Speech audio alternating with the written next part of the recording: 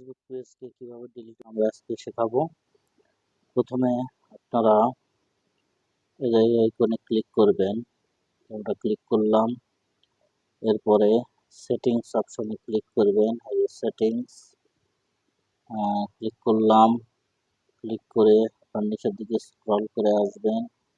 Scroll করে এসে দেখবেন এই যে page access and control, access and কন্ট্রোলে ক্লিক করবেন।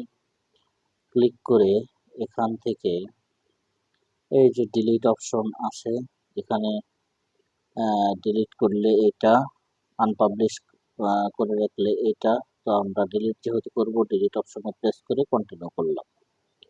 কন্টিনিউ করে আপনারা কি কারণে ডিলিট করবেন সেটা এখানে দিবেন। এখানে যেমন লেখা আছে, এই যে এখানে I spend too much time on Facebook, I have privacy concern, I feel safe Facebook, I don't feel safe on Facebook, this page was hacked, I don't find the page useful। যে কোনো একটা click করবেন। তো আমরা নিচেরটা click করলাম। করে এখানে যদি আপনি ডিলিট করতে চান তাহলে কন্টিনিউতে প্রেস করবেন। কন্টিনিউতে প্রেস করলে এখানে সব কিছু আসবে।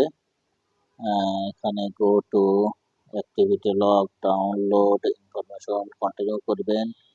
কন্টিনিউ করে এখানে হচ্ছে আপনি আপনার পাসওয়ার্ডটা বসিয়ে দেবেন। বসিয়ে দিয়ে এই পাসওয়ার্ড বসিয়ে দেওয়ার পর এই যে কন্টিনিউতে ক্লিক করলে, এখানে কন্টিনিউ অপশন আছে, কন্টিনিউতে ক্লিক করলে আপনার ফেসবুক পেজটি ডিলিট হয়ে যাবে।